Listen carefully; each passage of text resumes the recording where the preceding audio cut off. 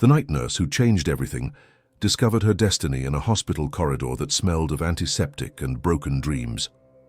Olivia Carter pressed her back against the cold wall of Massachusetts, General Hospital's East Wing, watching the last visitor disappear into the elevator's golden glow. The fluorescent lights buzzed overhead like angry wasps, casting harsh shadows across her exhausted face. 28 years old, drowning in student debt, and invisible to everyone who mattered. This was her world at 2:47 a.m. on a Tuesday that would split her life into before and after. Her white sneakers squeaked against the polished linoleum as she made her final rounds. Room 314 had been cleaned twice already, but she couldn't shake the feeling that something important had been left behind. The scent of expensive cologne still lingered in the air, mingling with the harsh chemical smell that never quite left her uniform. Dr. Harrison's voice echoed from the nurse's station. "Carter, make sure you check the premium wing thoroughly. We can't afford any complaints from our distinguished patients." The way he said distinguished made her stomach clench. She'd been working double shifts for 3 months, covering for staff they couldn't afford to replace. Yet she remained a ghost in her own workplace. That's when she saw it, tucked beneath the leather armchair where countless wealthy patients had sat while receiving private consultations. Something caught the pale light from the window. Olivia knelt down, her knees protesting after 14 hours on her feet, and carefully extracted a pocket watch. The silver was tarnished but unmistakably antique, heavy as a stone and cold as December ice against her palm. The engraving was worn but visible, delicate scrollwork surrounded initials that made her breath catch in her throat. HC, the same initials that had adorned her grandmother's jewelry box, the one her mother had sold years ago when the medical bills became too much to bear. Olivia's fingers traced the smooth surface, and for a moment, the hospital corridor faded away. She was 7 years old again, sitting in her grandmother Helena's kitchen, watching wrinkled hands polish silver trinkets while telling stories of a different life, one filled with gardens and laughter instead of struggle and silence. Helena always said our family had treasures, her mother used to whisper during the difficult nights. But treasures don't pay rent, Liv. Dreams don't put food on the table. The watch felt warm now, as if it held some secret fire within its ancient mechanism. Olivia had grown up believing her family history began and ended with struggle, that they were nothing more than working-class survivors with no legacy worth preserving. But this watch belonged to someone with means, someone whose possessions spoke of wealth and status she'd never known. Her phone buzzed, a text from her roommate, Sarah. "Rent's due tomorrow. Got anything?" The familiar weight of financial desperation pressed against her chest. 3 jobs, hospital nights, weekend clinic work, and tutoring pre-med students who had everything handed to them, and still she fell short every month. Still, she remained invisible to the world of privilege that surrounded her workplace. But as she held the watch up to the light, something shifted inside her chest. This wasn't just about returning lost property. This was about a connection she couldn't yet name. A thread that seemed to pull her towards something larger than her small, struggling existence. The elevator chimed softly, and Olivia slipped the watch into her pocket. Tomorrow she would find its owner. Tomorrow she would step into a story she never knew she was part of. The hospital continued its quiet hum around her, monitors beeping, soft conversations at the nurse's station, the distant sound of traffic beyond the windows. But for the first time in months, Olivia Carter walked through those corridors with her head held high, carrying a mystery that made her feel less like a ghost and more like someone who mattered. She didn't know yet that the watch held more than time. She didn't know that its owner had been searching for someone for decades. She didn't know that her grandmother's stories, dismissed as the romanticized memories of a woman trying to comfort a struggling family, held truths that would reshape everything she understood about herself. All she knew was that tomorrow, she would begin a journey that started with a simple act of honesty, returning something that didn't belong to her. Or did it? The morning brought rain against the hospital windows and a new kind of tension that seemed to follow Olivia through her shift change. Sarah Martinez, her closest friend and fellow nurse, noticed immediately. "You look like you've seen a ghost," she said, settling beside Olivia in the break room that smelled of burnt coffee and industrial disinfectant. Sarah had been her anchor since nursing school, the one person who understood the weight of working-class dreams in a world designed for the privileged. "Maybe I have," Olivia murmured, pulling the pocket watch from her locker. Under the harsh break room lights, it seemed less magical and more mysterious, its silver surface reflecting their tired faces. Sarah whistled softly. "That's not hospital lost and found material, Liv. That's serious money." She leaned closer, her dark eyes examining the intricate engravings. "Those initials, HC, didn't your grandmother's name start with H? Helena Catherine," Olivia whispered, the words feeling strange on her tongue. Her mother had always been tight-lipped about family history, changing the subject whenever Olivia asked about her grandmother's life before the struggles began. "But that's impossible. We never had anything like this." The break room door swung open with unnecessary force. Dr. Harrison entered, his cologne announcing him before his voice did. "Carter, I need you to understand something." His tone carried the familiar condescension that made her feel small. "Yesterday's patient in the premium wing, Mr. Reed, he's not just anyone. He's Alexander Reed, Reed Technologies, worth more than this hospital's annual budget." Olivia's hand instinctively moved to her pocket, where the watch waited. "I understand, Doctor. Do you? Because people like that, they notice things. They have expectations."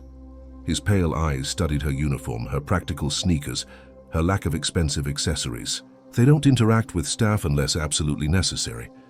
Know your place, Carter." The phrase hit like a slap. Know your place. How many times had she heard those words? From professors who favored students with family connections, from doctors who treated nurses like furniture, from a world that seemed determined to keep her invisible. But as Dr. Harrison left, Sarah reached across the table and squeezed her hand. "Don't let him make you small, Liv. You're worth 10 of him. And we both know it." The afternoon shift brought its usual rhythm: medication rounds, chart updates, the endless dance of caring for people who rarely saw her as more than a uniform. But Olivia found herself drawn repeatedly to the premium wing, where Alexander Reed had been a patient just 24 hours earlier. Nurse Patricia Williams, who'd been at Mass General for 23 years, cornered her near the elevator. "I heard you're asking about that Reed man," Patricia said, her voice carrying the weight of someone who'd seen everything twice. "Word of advice, honey? Men like that don't lose things by accident. They don't leave watches behind unless they mean to." "What do you mean?" Patricia glanced around, then leaned closer. "He was here for routine tests, nothing serious, but he kept asking about staff, specifically night nurses who'd been here more than 2 years. Asking about names, families." She paused. "Asking if anyone named Helena had ever worked here." The blood drained from Olivia's face. "Helena, her grandmother's name. That's not all," Patricia continued. "I've worked this hospital long enough to know when rich folks are looking for something. And honey, Alexander Reed looked like a man searching for ghosts." The elevator chimed, and Patricia straightened her uniform. "Be careful, Olivia. Sometimes finding what you're looking for changes everything. Sometimes it's better to stay invisible." But as Olivia rode the elevator down to the parking garage that evening, she knew invisible was no longer an option. The watch in her pocket seemed to pulse with warmth, as if it had been waiting decades for this moment for her to find it. Her apartment that night felt smaller than usual. She sat at her kitchen table, a folding card table that had seen better decades, and placed the watch under her desk lamp. The engraving seemed deeper now, more intentional. Kelsey, Helena Catherine Carter. Olivia opened her laptop and typed Alexander Reed Helena into the search bar. Most results showed typical Billionaire coverage: charity galas, technology acquisitions, board appointments. But buried on page 3, she found something that made her heart stop. A small newspaper clipping from 1963. "Local woman dies in car accident." The photo was grainy, but the face was unmistakably familiar. Her grandmother, decades younger, standing beside a man in an expensive suit. The caption read, "Helena Catherine Miller, 24, survived by daughter Catherine, was employed by the Reed family estate before her untimely death." Miller, her grandmother's maiden name, the one her mother had abandoned when she married Olivia's father. Olivia stared at the screen until her eyes burned. Her grandmother had worked for the Reed family. The same Reed family that now included Alexander Reed, the billionaire who'd been asking about Helena at her hospital. She picked up the watch again, and this time she noticed something she'd missed. A tiny latch on the side, almost invisible unless you knew to look for it. With trembling fingers, she pressed it. The watch opened like a flower, revealing not just the clockwork mechanism, but something more precious, a small photograph tucked behind the hands. A young woman holding a baby, both smiling at the camera. The woman looked exactly like the newspaper photo of her grandmother, but it was the handwritten inscription on the inside of the watch case that stole her breath entirely. For Helena, who gave me everything. Forever yours, AR 1962 AR Alexander Reed. The watch slipped from her numb fingers, landing on the table with a soft thud. Everything she'd believed about her family, about her place in the world, about her grandmother's humble life, it was all wrong, and tomorrow, she would have to face the man who held all the answers. The next morning arrived with the kind of crisp autumn air that made promises feel possible. Olivia had barely slept, the watch sitting on her nightstand like a ticking time bomb of truth. Every hour that passed brought new questions, new doubts about everything her mother had told her about their family's past. Sarah drove her to work, chattering nervously about hospital gossip, while Olivia stared out the passenger window, the watch heavy in her uniform pocket. "You don't have to do this today, you know," Sarah said as they pulled into the parking garage. "You could turn it into lost and found, let someone else handle it." But Olivia was already stepping out of the car, her resolve crystallizing with each breath of cool morning air. "No, I need to know." The information desk directed her to the executive medical suite on the 12th floor, a world apart from the standard patient room she knew. Here the walls were painted in warm grays instead of institutional beige, and the furniture looked like it belonged in someone's expensive living room rather than a hospital. "Mr. Reed is in conference," the receptionist said without looking up from her computer. Her nameplate read Jennifer, and her tone suggested that nurses from the regular floors weren't typically welcome in this rarefied space. "If you'd like to leave something for him, I can ensure he receives it. I need to speak with him personally." Olivia's voice came out steadier than she felt. "It's about something he lost." Jennifer's perfectly manicured eyebrows rose slightly. "Mr. Reed doesn't lose things, dear. Perhaps you're mistaken about—" "Tell him it's about Helena." The change was immediate and electric. Jennifer's fingers stilled on her keyboard, and her professional smile faltered. She picked up her phone with movements that seemed suddenly urgent. "Mr. Reed? There's a nurse here." Yes, she mentioned Helena. The response was swift. "Send her in immediately." The conference room doors opened to reveal a space that felt more like a private study than a medical facility. Floor-to-ceiling windows overlooked Boston Harbor, and the morning light cast everything in shades of gold and possibility. At the center of it all sat Alexander Reed. He was younger than she'd expected, perhaps mid-50s, with silver threading through dark hair and eyes the color of storm clouds. But it was his posture that caught her attention, the way he held himself like a man carrying the weight of decades, like someone who'd been waiting for this moment longer than he cared to admit. "Ms." His voice carried the subtle authority of someone accustomed to commanding rooms full of powerful people. "Carter." "Olivia Carter." She stepped forward, her sneakers silent on the thick carpet. "I believe this belongs to you." She placed the watch on the polished conference table between them. Alexander Reed stared at it, as if she'd just placed his own heart there, beating and vulnerable. His fingers shook, almost imperceptibly, but Olivia noticed, as he reached for the timepiece. When he touched it, 20 years seemed to fall away from his face, replaced by something that looked like grief mixed with hope. "Where did you find this?" His voice was barely above a whisper. "Room 314. You were there for tests yesterday." Olivia watched his face carefully, searching for clues in his expression. "I'm the night nurse. I found it under the chair after you left." Alexander opened the watch with practiced familiarity, his thumb finding the hidden latch immediately. He stared at the photograph inside, and Olivia saw his jaw clench with some powerful emotion. Then he looked up at her, really looked at her, as if seeing her for the first time. His eyes traveled across her features with the intensity of someone solving a puzzle, noting the shape of her eyes, the line of her jaw, the way she held her shoulders. "The name of your grandmother," he said slowly, his voice carrying weight that seemed to fill the entire room. "Was it Helena?" Time stopped. The question hung in the air between them, like a bridge spanning decades of silence and secrets. Olivia felt as though she were standing at the edge of a cliff, about to step into free fall. "Yes," she whispered. "Helena Catherine Miller." Alexander Reed closed his eyes as if the name were a prayer answered after years of desperate pleading. When he opened them again, they were bright with unshed tears. "Then you need to sit down," he said, his voice gentle now, almost paternal. "Because everything you think you know about your family is about to change." Olivia sank into the leather chair across from him, her legs suddenly unsteady.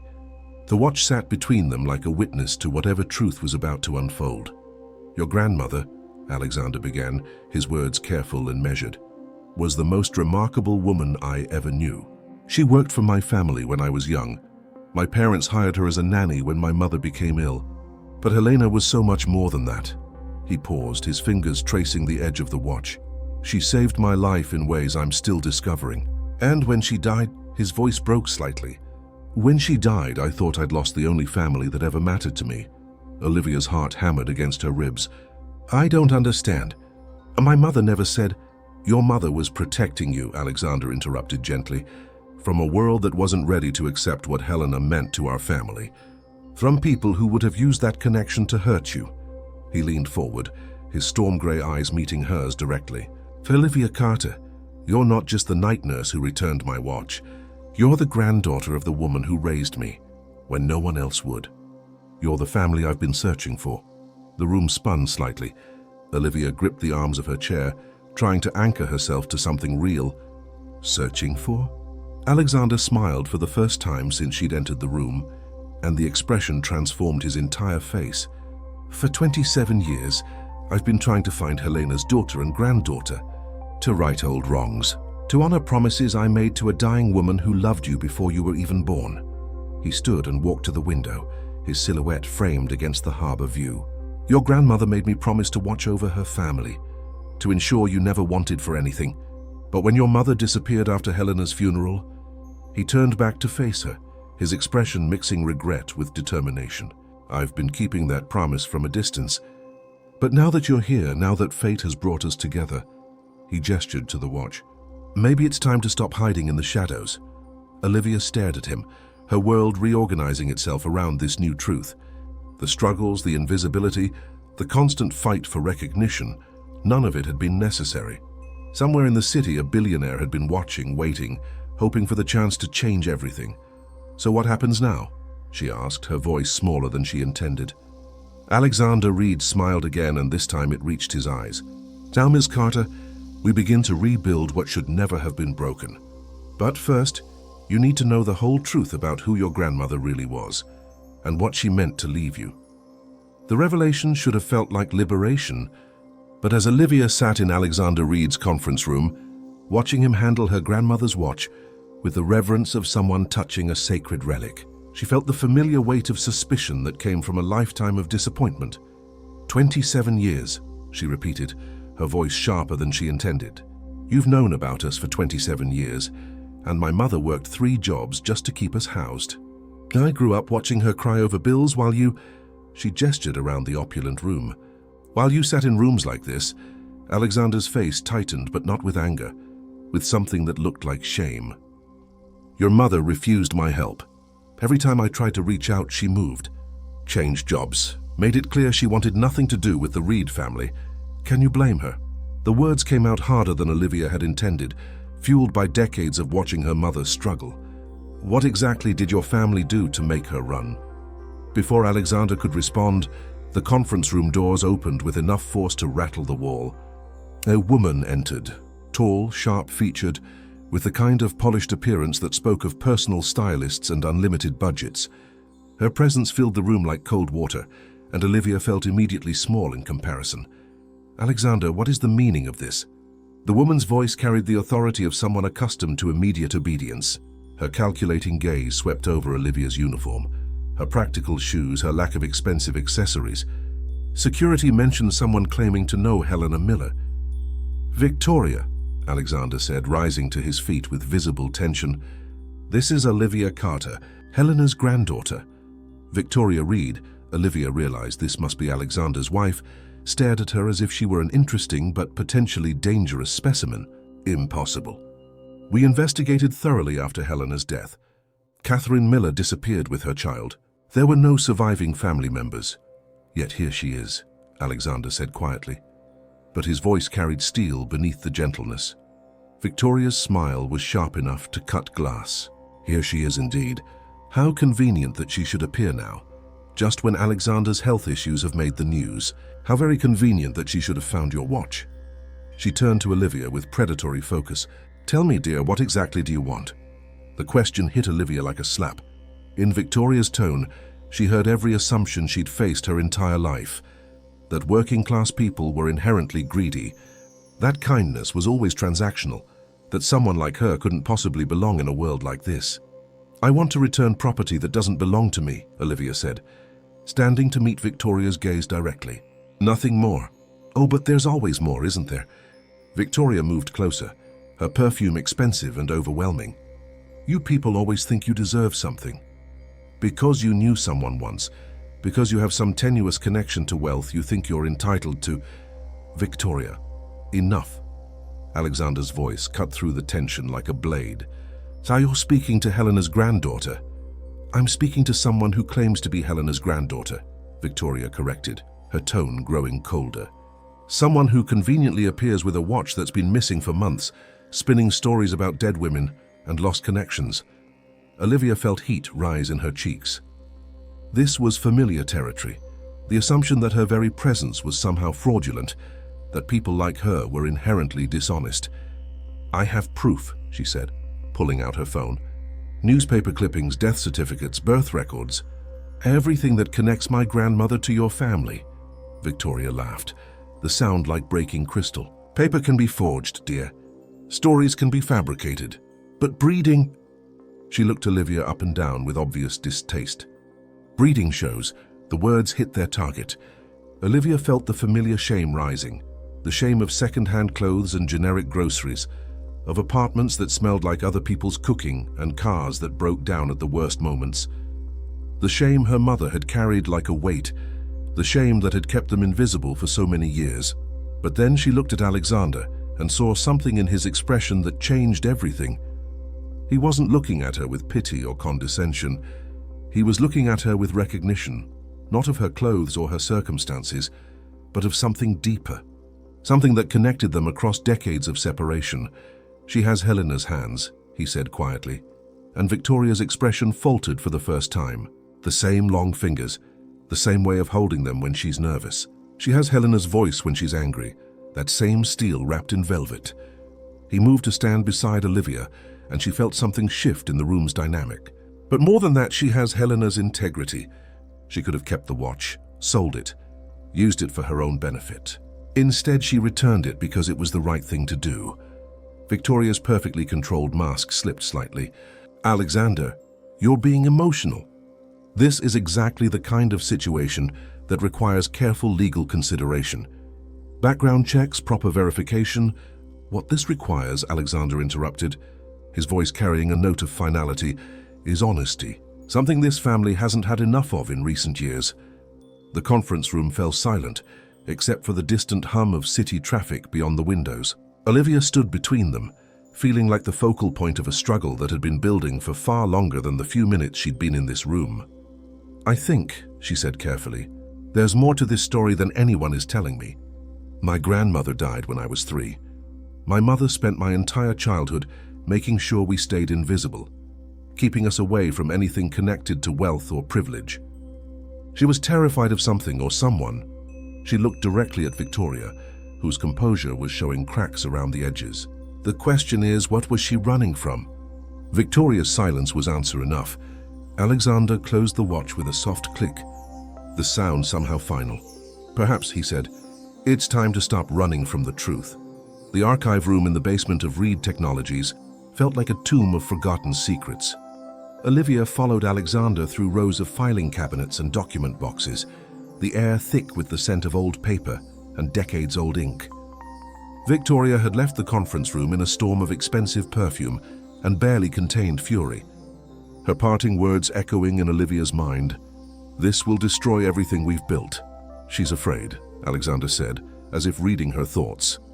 He stopped before a particular filing cabinet, its metal surface worn with age and frequent handling. Victoria married into a family with complicated history. She spent 20 years carefully managing our public image, controlling every narrative. And my grandmother threatens that image? Olivia watched as Alexander produced a key from his wallet, one that looked as old as the watch itself. Your grandmother was the keeper of truths that certain people would prefer remain buried. The filing cabinet opened with a groan of old metal, revealing folders so thick they could barely contain their contents. After Helena died, I kept everything. Every letter, every photograph, every document that proved she was far more than just our employee. Alexander pulled out a folder marked HCMA Personal, his hands surprisingly gentle as he placed it on the small table that sat between the towering shelves. Before you open this, you need to understand something. Your grandmother wasn't just my nanny. She wasn't just someone who worked for our family. Olivia's heart hammered as she approached the folder. Through its manila surface, she could see the shadows of photographs, the bulk of letters tied with ribbon that had faded from blue to gray. Then what was she? Alexander's smile was soft, but edged with old pain. She was the daughter my parents never deserved, and the mother I desperately needed. When my biological mother became difficult, Helena stepped into roles that went far beyond her job description. He opened the folder carefully, revealing its contents like a treasure that had been hidden for decades. The first item was a photograph. Helena, young and radiant, standing in a garden that looked like something from a fairy tale. She wore a dress that clearly wasn't a uniform, silk, expensive, the kind of clothing that spoke of special occasions and careful regard. This was taken at my graduation from prep school. Helena insisted on being there, said she'd raised me and had every right to see me walk across that stage. Alexander's finger traced the edge of the photograph. My biological parents were in Europe, attending some social function they deemed more important. Olivia stared at her grandmother's face, seeing her own features reflected in the young woman's smile. But more than that, she saw confidence, belonging, the exact opposite of the scared, struggling woman her mother had always described. The next item made her breath catch entirely. It was a legal document, official and notarized, dated 3 months before her grandmother's death. At the top, in formal legal language, were words that made the room spin slightly around her. Last will and testament of Helena Catherine Miller. She left a will, Olivia whispered. She left more than a will. Alexander's voice carried weight that seemed to settle into her bones. She left instructions, specific provisions for her daughter and any future grandchildren, financial arrangements that would ensure your family never wanted for anything. Olivia's hands shook as she scanned the document, line after line of legal language that essentially said her grandmother had been far wealthier than anyone had ever suggested. Properties in Boston and Cape Cod, investment accounts, a trust fund specifically established for educational expenses and family support. This can't be real, she said, her voice barely audible. My mother cleaned houses for rich families. We lived in apartments where the heat didn't always work. We used food stamps and none of that should have been necessary. Alexander's tone carried decades of frustration and regret. Your mother was supposed to receive notification of the inheritance immediately after Helena's death. But the lawyer handling the estate, he had connections to certain members of my family who preferred the Miller family remain invisible. The pieces clicked into place with sickening clarity. Victoria's father actually, Martin Cross, was our family attorney for 40 years. He handled Helena's will, and somehow the notification letter to your mother was lost in processing. By the time I discovered what had happened, your mother had disappeared. Olivia sank into the chair beside the table, the legal documents scattered in front of her like pieces of a puzzle that had been deliberately scrambled. 25 years of struggle that had been completely unnecessary. Say a lifetime of watching her mother work herself to exhaustion, of going without, of feeling invisible and worthless, all because someone had decided her family didn't deserve what Helena had left them. The trust, she said, her voice growing stronger with each word. It's still there? Alexander nodded, growing with interest for 27 years, along with something else Helena specifically wanted you to have. He reached deeper into the file and withdrew a sealed envelope, yellowed with age but still intact. Instructions for you specifically. She somehow knew she wouldn't live to see you grow up. Olivia's name was written across the front in careful handwriting, the ink faded but still legible. Inside, she could see the outline of additional papers, another photograph, something that felt like jewelry. Helena wrote this when your mother was pregnant with you, Alexander continued. She had intuitions about things. Said she could feel that her time was running short, but that her granddaughter would need guidance she couldn't give in person. The envelope felt warm in Olivia's hands, as if it carried the living presence of the grandmother she'd barely known. Around them, the archive room seemed to hold its breath, decades of secrets finally ready to see light. But before Olivia could open Helena's final message, the sound of footsteps echoed through the basement hallway. Sharp, angry footsteps that belonged to someone who had no intention of allowing this revelation to continue peacefully. Victoria's voice carried through the archive room like ice water. Alexander, step away from her immediately. Security is on their way and this charade ends now. But Olivia was already opening the envelope, her grandmother's letter unfolding in her hands like a map to a future that had been stolen from her decades before Helena's death. The first line made her heart stop entirely. My dearest Olivia, if you are reading this, then the truth has finally found its way home. What I'm about to tell you will change everything you believe about our family, about the Reed family, and about why your mother will try so hard to keep you away from both. Alexander stood up, positioning himself between Olivia and the approaching footsteps. Keep reading, he said quietly. Whatever happens next, you need to know what Helena wanted you to understand. As Victoria burst into the archive room with 2 security guards behind her, Olivia clutched her grandmother's letter to her chest and made a choice that would define everything that followed. She would not remain invisible any longer. The battle for truth was about to begin. Victoria's security guards hesitated at the threshold of the archive room, clearly uncomfortable with the idea of physically removing someone from what appeared to be a family discussion. But Victoria herself showed no such hesitation. This is corporate property, she announced, her voice carrying the authority of someone accustomed to absolute compliance. Ms. Carter has no authorization to be here. Can't you? She turned to Alexander with ice in her tone, are clearly not thinking rationally. But Olivia was already reading, her grandmother's words flowing across the page like water, finding its natural course. Helena's handwriting was careful, deliberate, each letter formed with the precision of someone who knew this might be her only chance to speak across decades of silence. The Reed family saved my life when I was 18 and alone, but I saved theirs in return. What they will never tell you is that I was not just their employee, I was their daughter in every way that mattered, and Alexander was my son long before biology gave him to parents who saw him as an obligation rather than a gift. Security. Remove her immediately, Victoria ordered, but her voice carried a note of desperation now. She's trespassing, possibly stealing corporate documents. Actually, said a new voice from the archive room entrance, she's exactly where she's supposed to be. Everyone turned to see Patricia Williams, the veteran nurse from Mass General, stepping into the basement room with the confidence of someone who had every right to be there. Behind her stood Sarah Martinez, Olivia's closest friend, and a man in an expensive suit who definitely didn't belong in a hospital uniform. Ms. Williams? Alexander looked genuinely surprised. How did you? 23 years at Mass General teaches you things, Patricia said, her eyes never leaving Victoria's face. Like how to recognize when powerful people are trying to erase inconvenient truths, and how to contact people who've been waiting decades for this moment. The man in the suit stepped forward, extending a business card toward Alexander. James Morrison, Morrison and Associates. I represent the Miller family estate, specifically the interests that have been overlooked for the past 27 years. Victoria's perfectly controlled expression cracked slightly. That's impossible. The Miller estate was settled decades ago. The estate you thought was settled, Morrison corrected smoothly. It turns out Helena Miller was far more thorough in her legal preparations than anyone realized. She established multiple trusts with multiple law firms precisely because she suspected there might be interference with her primary will. Olivia looked up from her grandmother's letter, the words she'd been reading still echoing in her mind. If powerful people try to silence you, remember that your worth was never theirs to determine.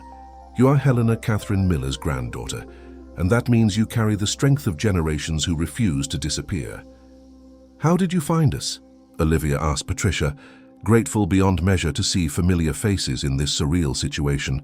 Patricia smiled, the expression transforming her tired features. Honey, when you've worked the night shift as long as I have, you develop instincts about when people are in trouble. And when Sarah told me about your mystery watch and your missing grandmother, she gestured toward Morrison. Well, let's just say I know people who know people. Sarah moved to Olivia's side, her presence warm and grounding in the midst of all this overwhelming revelation. I called Patricia after you left this morning, she whispered. Something about Victoria Reed's reaction felt wrong, dangerous. We did some research, made some calls. The kind of research, Morrison added, that revealed some very interesting patterns in how certain estates were handled by the Cross law firm over the past 3 decades. Patterns that suggest systematic theft from families who lacked the resources to fight back. Victoria's face had gone pale beneath her perfect makeup.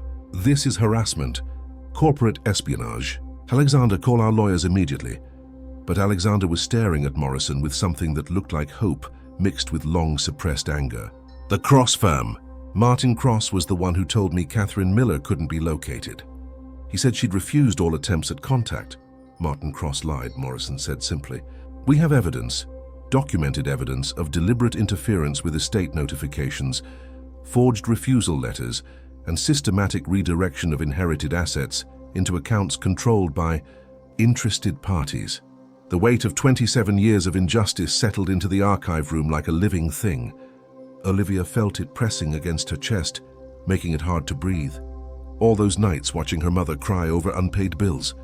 All those times she'd felt invisible, worthless, like someone who didn't deserve to take up space in the world. The trust fund, she said, her voice stronger now. How much? Morrison smiled, the expression sharp with the satisfaction of justice finally served.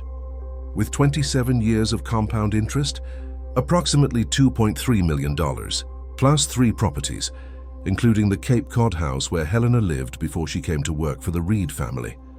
Victoria swayed slightly, gripping the edge of a filing cabinet for support. That's impossible. Those amounts, they would have required substantial initial investments, Morrison finished. The kind that suggested Helena Miller was far more than a working-class woman trying to support her daughter.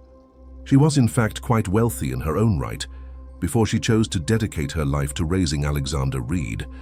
Olivia looked at Alexander, seeing him with new understanding. She gave up her own life to save yours. And then I failed to protect the family she left behind, Alexander said quietly. His shame was visible now, decades of guilt finally finding expression. I trusted the wrong people. I believed the wrong stories. I let your mother disappear into poverty, while Helena's legacy sat in accounts I never thought to check. But you're checking now, Patricia said practically. And that's what matters. Victoria made one final attempt to regain control. This is all speculation. Legal documents can be fabricated, stories can be invented. DNA doesn't lie, Morrison interrupted, producing another document from his briefcase.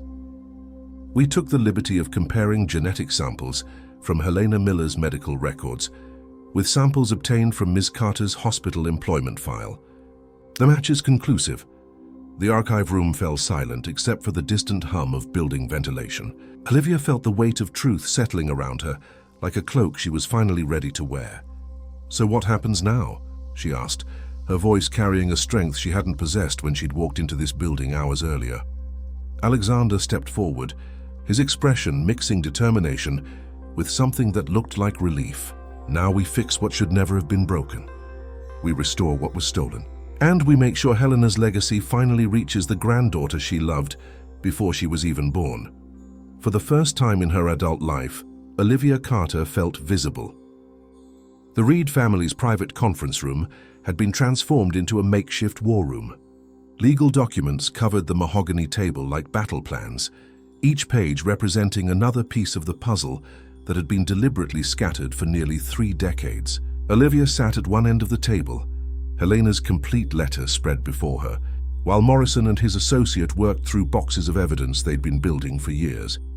Your grandmother was extraordinary, Alexander said, settling into the chair beside her with a leather portfolio that looked decades old. But I don't think you understand just how extraordinary. The afternoon light streaming through the windows had grown golden, casting everything in warm tones that made the revelations feel less harsh, more like a story that belonged to someone else entirely. But the weight of the pocket watch in Olivia's palm, Helena's watch, kept her anchored to the impossible reality that this was her life, her family, her legacy. "Tell me," she said simply. Alexander opened the portfolio, revealing photographs that took her breath away. Helena in an elegant evening gown, standing beside a young Alexander at what appeared to be a charity gala.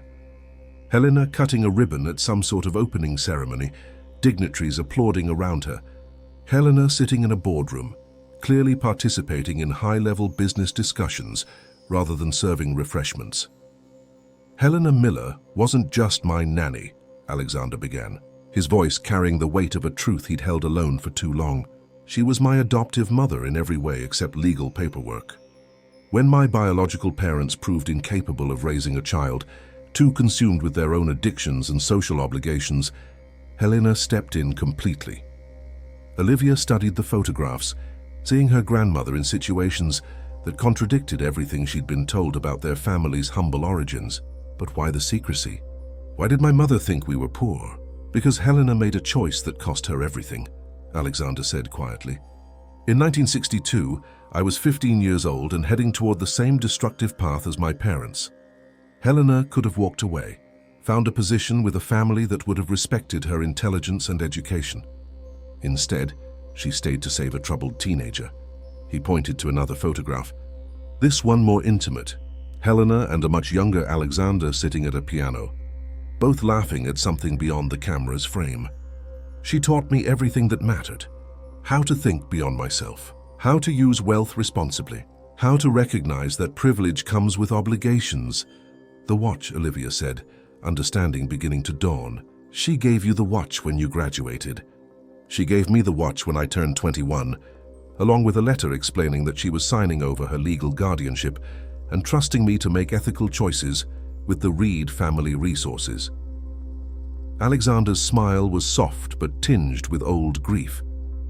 "She said I was ready to be the man she'd raised me to be." Morrison looked up from his legal documents, his expression grave. "What Alexander isn't telling you is that Helena's decision to stay with his family created enemies. Powerful people who resented the influence of a working-class woman over one of Boston's wealthiest heirs." "Martin Cross," Olivia guessed. "Martin Cross and others," Morrison confirmed.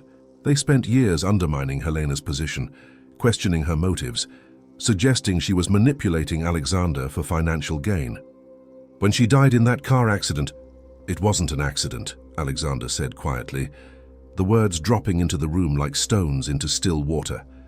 Olivia's blood turned to ice. "What do you mean?" "I mean the brake lines on Helena's car had been tampered with. I mean the police investigation was closed too quickly, with too little evidence. I mean there were people who had been waiting for an opportunity to eliminate Helena's influence permanently. The room spun slightly around her. Murder. Her grandmother had been murdered by people who saw her as a threat to their control over the Reed family fortune." "You have proof of this?" Morrison asked, his professional composure showing cracks. Alexander nodded grimly. "Private investigators I hired years later. Mechanical evidence that was buried. Witness statements that were never officially recorded. But by the time I had concrete evidence, the statute of limitations had run out, and the primary suspects were either dead or untouchable. Sarah, who had been quietly supportive throughout the afternoon's revelations, spoke up for the first time in an hour. That's why Olivia's mother ran. She knew. Catherine knew enough to be terrified," Alexander confirmed. Helena had been receiving threats in the weeks before her death, anonymous letters warning her to know her place or face consequences. After the funeral, Catherine disappeared with baby Olivia overnight. Olivia felt pieces clicking into place, her mother's paranoia about wealthy people, her insistence on staying invisible, her absolute refusal to discuss family history. "She was protecting me. She was protecting you from people who had already killed once to maintain their control," Alexander said. "And I failed both of you by not finding you sooner, by not protecting you the way Helena would have wanted." But as the weight of this truth settled over her, Olivia felt something unexpected rising in her chest. Not fear, but anger. Clean, pure anger that burned away years of self-doubt and invisible status. "They stole my grandmother's life," she said, her voice growing stronger with each word. "They stole my mother's security. They stole my childhood, my education, my sense of worth." She stood up, the pocket watch clutched in her hand like a talisman. "And they've been getting away with it for 27 years. Morrison smiled, the first genuinely pleased expression he'd shown all day. "Now you sound like Helena Miller's granddaughter." "What do you mean?" Alexander stood as well, moving to the window that overlooked Boston Harbor. "I mean, Helena never backed down from a fight when justice was at stake. She took on school boards that discriminated against scholarship students. She challenged hospital policies that provided different levels of care based on patients' ability to pay. She spoke truth to power so consistently that power eventually had to silence her." He turned back to face her, and Olivia saw something in his expression that hadn't been there before. Respect mixed with anticipation. "The question is," he continued, "what are you going to do with the truth now that you know it?" Olivia looked around the room at the people who had rallied to her side. Sarah with her unwavering loyalty, Patricia with her hard-earned wisdom, Morrison with his legal expertise, and Alexander with his decades of guilt, finally finding a path toward redemption. "I'm going to finish what my grandmother started," she said, her voice carrying a conviction that surprised even her. "I'm going to make sure the people responsible face consequences. And I'm going to ensure that no other family suffers what mine did." Morrison's smile widened. "Excellent. Because tomorrow morning we're filing lawsuits that will make front-page news across New England." The battle for justice was about to begin in earnest. And for the first time in her life, Olivia Carter was ready to be seen. The Boston Globe's headline read like something from a legal thriller.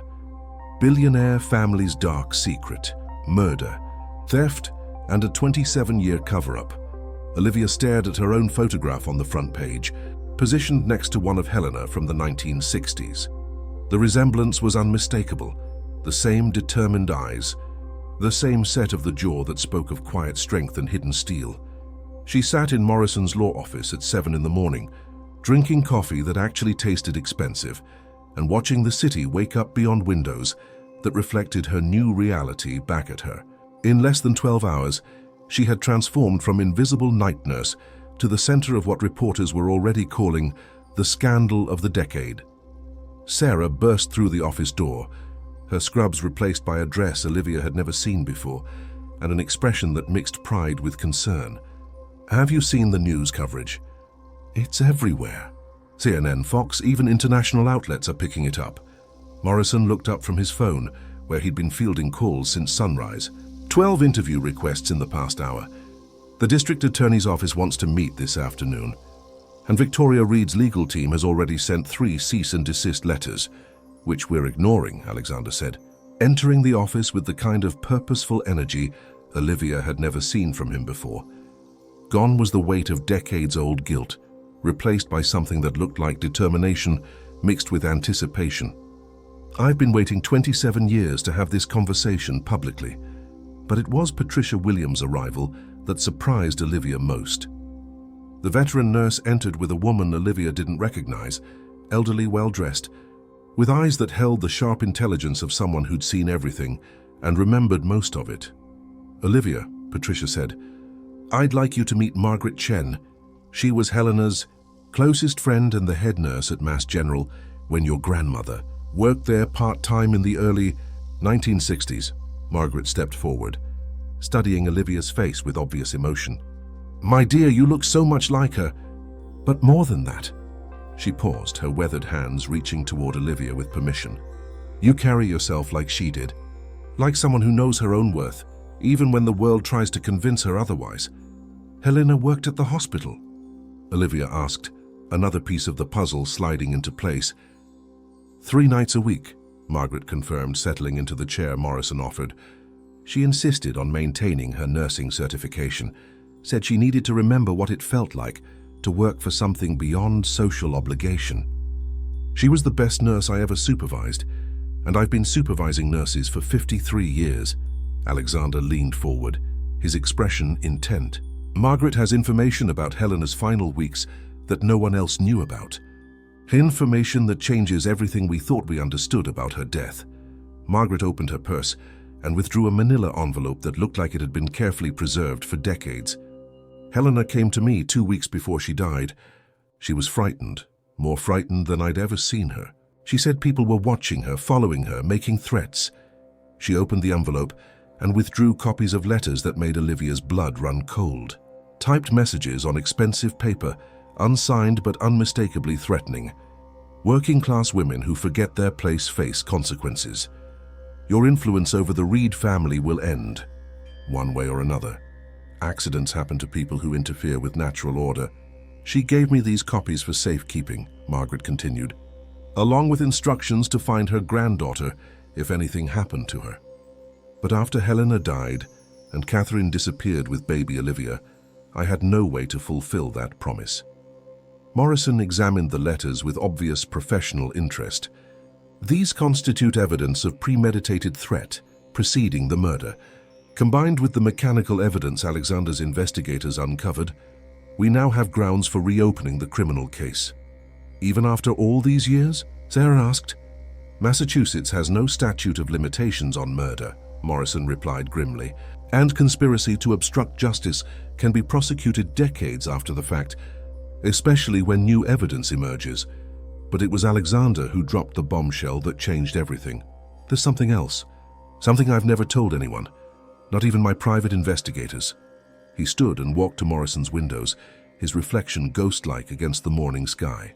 The night Helena died, she called me 3 times. I was at a college party drunk, ignoring my phone like the selfish 21-year-old I was. His voice carried weight that seemed to settle into the room's corners. I never got to say goodbye. I never got to hear what she was trying to tell me. But you saved the voicemails, Olivia said, somehow knowing. Alexander turned back to face them, his expression mixing shame with determination. I've listened to them thousands of times over the years. Helena was trying to warn me about something or someone. She kept saying, Alex, they're coming for the family, but I never understood what she meant. Until now, Morrison said quietly. Until now, Alexander agreed. Helena wasn't just talking about threats to her own life. She was talking about a systematic plan to eliminate her influence and steal the inheritance she'd established for her daughter and grandchildren. Margaret reached into her envelope again and withdrew one final document. This is why Helena was so frightened in those final weeks. She'd discovered something that made her realize the threats were serious.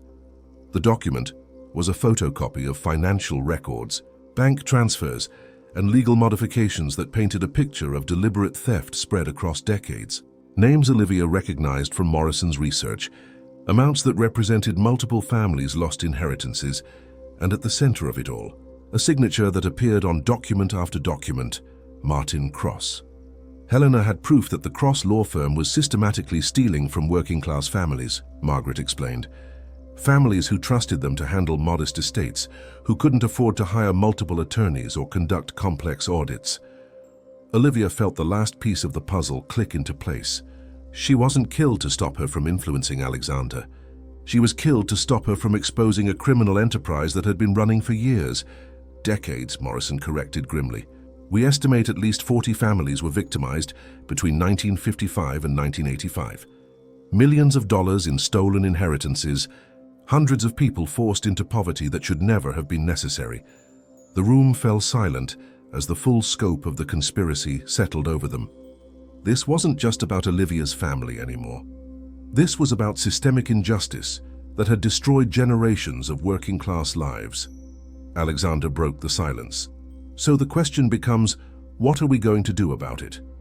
Olivia stood up, Helena's pocket watch warm in her palm, and felt something fundamental shift inside her chest. The invisible girl who had cleaned up after other people's lives was gone forever. In her place stood someone ready to demand justice, not just for her own family, but for every family that had been silenced and stolen from. We're going to make sure everyone knows the truth, she said, her voice carrying a strength that surprised even her. And we're going to make sure the people responsible finally face consequences. Outside Morrison's windows, Boston buzzed with the energy of a city waking up to scandal. But inside the office, something more important was happening. The beginning of justice that had been delayed for far too long. The confrontation was coming. And this time, Olivia Carter would not be invisible. The Mass General Hospital auditorium had never hosted anything like this. Packed beyond capacity with reporters, hospital staff, legal professionals, and members of families who had suffered similar losses, the space hummed with the electric tension that preceded seismic shifts in power. Olivia stood at the side entrance, watching camera crews adjust their equipment, while Morrison made final preparations for what he was calling the most important press conference in Boston legal history.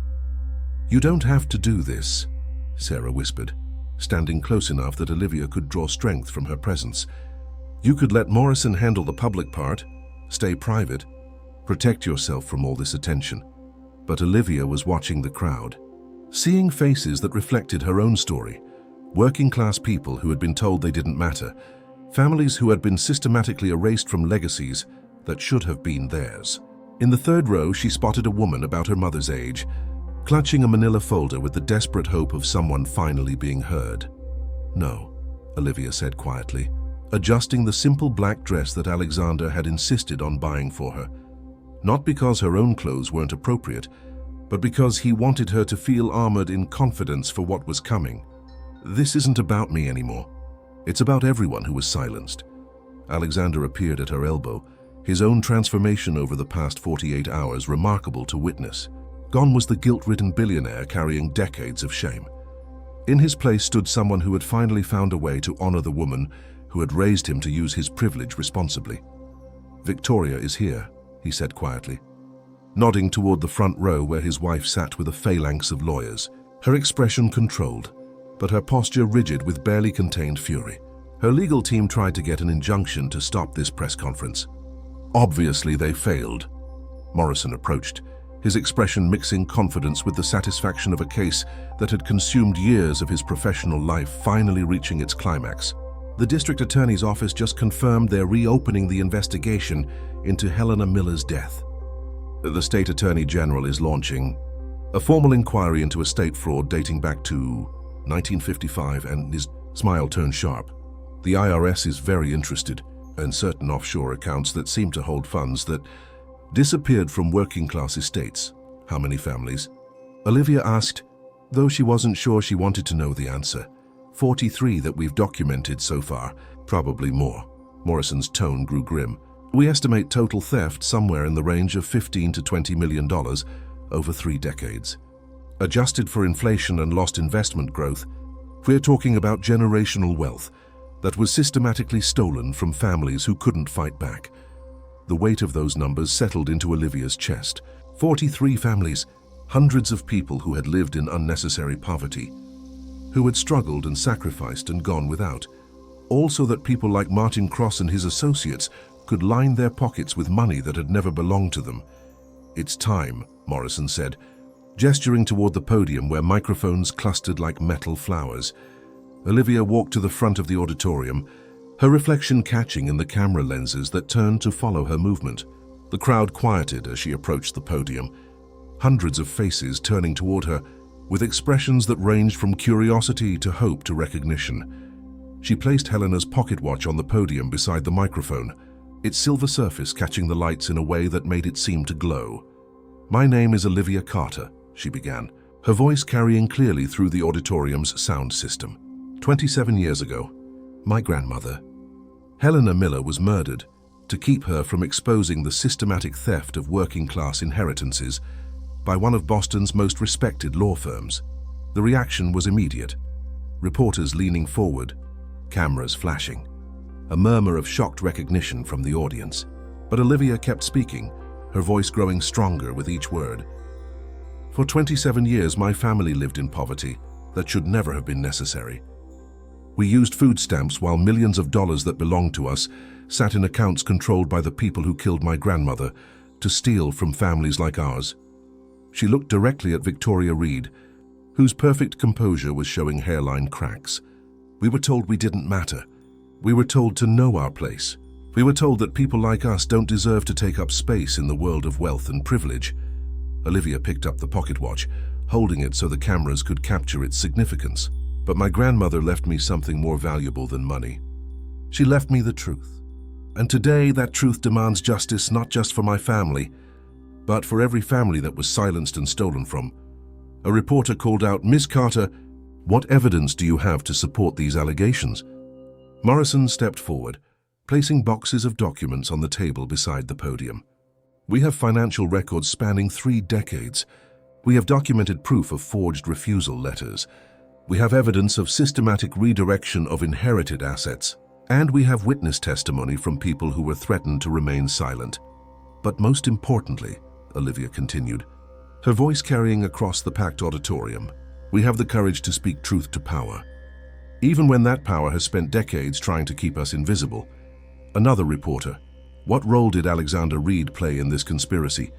Alexander stood from his seat in the front row, his movement drawing every camera in the room.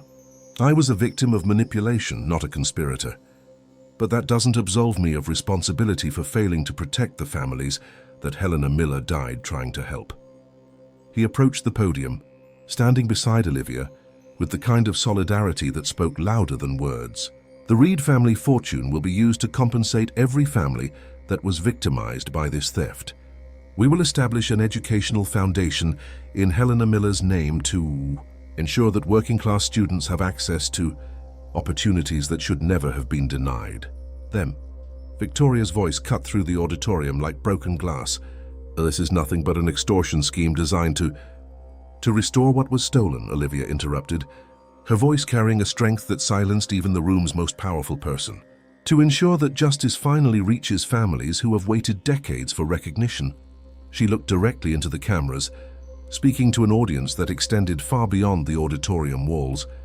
"If your family received notification that an inheritance was unclaimed or refused, if you were told that working-class people don't deserve legal representation, if you were made to feel invisible by systems designed to protect wealth and privilege, you are not alone." The pocket watch seemed to pulse with warmth in her hand as she concluded, "My grandmother Helena Miller believed that truth has power, that justice delayed is not justice denied, and that working-class families deserve dignity and recognition. Today we honor her memory by refusing to remain silent any longer." The eruption of questions and camera flashes that followed felt like vindication decades in the making. But as Olivia stood at the podium, surrounded by the chaos of truth finally being told, she felt something she had never experienced before, the unshakable certainty that she was exactly where she belonged, fighting exactly the fight she was born to win.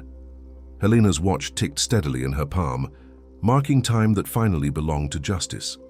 6 months after the press conference that changed everything, Olivia stood in the garden of her grandmother's Cape Cod house, her Cape Cod house now, watching the morning sun paint the restored flower beds in shades of gold and possibility. The pocket watch lay open on the weathered garden table beside her, its photograph of Helena and baby Catherine catching the light like a promise finally kept. The house smelled of lavender and lemon oil, the same scents she remembered from childhood visits to her grandmother's Boston apartment. Before the world had convinced her those memories were wishful thinking rather than echoes of a different kind of life. Sarah emerged from the kitchen, carrying 2 cups of coffee and the satisfied expression of someone who had watched her best friend transform into exactly who she was always meant to be. "The final settlement check arrived this morning," Sarah said, settling into the chair across from Olivia, with the comfortable familiarity of someone who had earned her place in this new life through unwavering loyalty. "The Miller Family Foundation is officially fully funded, $15 million. That was what Helena's stolen legacy had grown into over 27 years of compound interest and careful investment. Enough to change hundreds of lives, to provide scholarships for working-class students, to establish legal aid for families fighting estate theft, to ensure that no one else would suffer what Olivia's family had endured." "And the criminal prosecutions?" Olivia asked, though she already knew the answer from Morrison's daily updates. "Martin Cross died in prison awaiting trial. Heart attack," the lawyers said. "But his associates are facing federal charges that will keep them imprisoned for decades." Sarah's smile carried the sharp satisfaction of justice finally served. Victoria's divorce from Alexander was finalized yesterday. Apparently, systematic theft and murder conspiracy were deal-breakers for their prenup.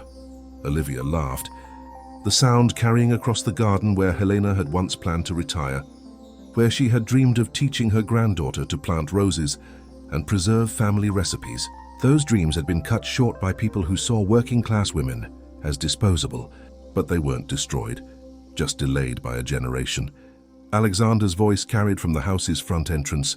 "I hope I'm not interrupting anything important." He appeared on the garden patio, carrying a manila envelope and wearing the kind of relaxed clothing that suggested he had finally learned the difference between wealth and worth. The guilt that had defined him for decades had been replaced by purpose, by the satisfaction of using his privilege to repair rather than perpetuate injustice. "The last of the family notifications went out yesterday," he said, settling into the chair beside Sarah with the ease of someone who had become part of their chosen family. 47 families in total. The youngest victim was an 83-year-old woman who's been living on Social Security that should have been supplemented by a trust fund worth $500,000. "And now it will be," Olivia said, understanding that this was the real victory, not the money she had inherited, but the recognition that had finally reached families who had been invisible for too long. Alexander opened his envelope and withdrew a newspaper clipping. The Boston Globe's headline read, "Miller Foundation graduates first class.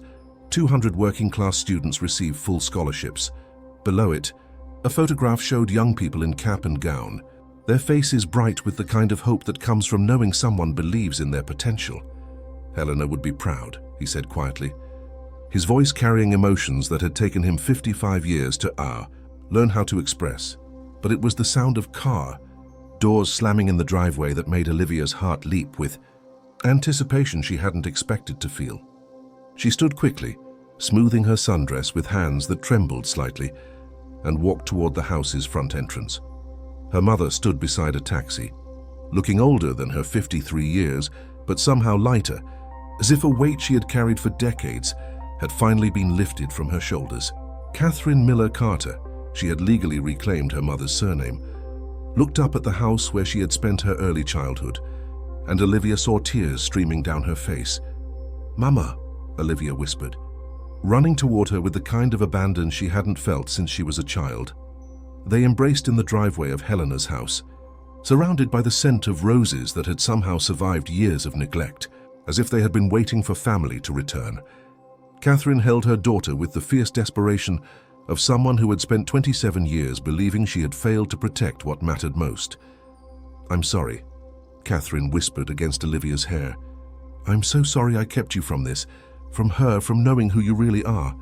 "You kept me safe," Olivia replied, understanding finally penetrating the hurt she had carried. "You kept me alive when powerful people wanted our family erased entirely. You did what Helena would have done. You protected your daughter at any cost." They walked together toward the house where Helena Miller had planned to spend her golden years teaching her granddaughter about strength and dignity, and the kind of legacy that couldn't be stolen by people who mistook wealth for worth. Inside, the living room had been restored to match old photographs, comfortable furniture that invited conversation, bookcases filled with novels and poetry and philosophy, windows that let in light without letting in judgment. On the mantelpiece, Helena's photograph sat beside a small plaque. Helena Catherine Miller, 1939-1996. She refused to be invisible and taught her family to do the same. As evening settled over the Cape Cod house, 4 generations of women, Helena in memory, Catherine in person, Olivia in full flower of her new life, and Sarah as chosen family, sat around the dinner table where Helena had once planned to share stories and recipes and wisdom that would span decades. The pocket watch lay open beside Olivia's plate, its gentle ticking marking time that finally belonged to justice, to recognition, to the kind of legacy that transforms darkness into light and silence into truth. Outside, the garden bloomed with flowers Helena had planted but never seen reach maturity. Their persistence a testament to the kind of growth that happens when roots run deep enough to survive any attempt at destruction. If this story moved you, please share it with someone who needs to remember that their voice matters, their family has worth, and that invisibility is always a choice made by others, never a truth about who we really are. Sometimes the most ordinary moments, like returning something that doesn't belong to us, become the beginning of extraordinary justice.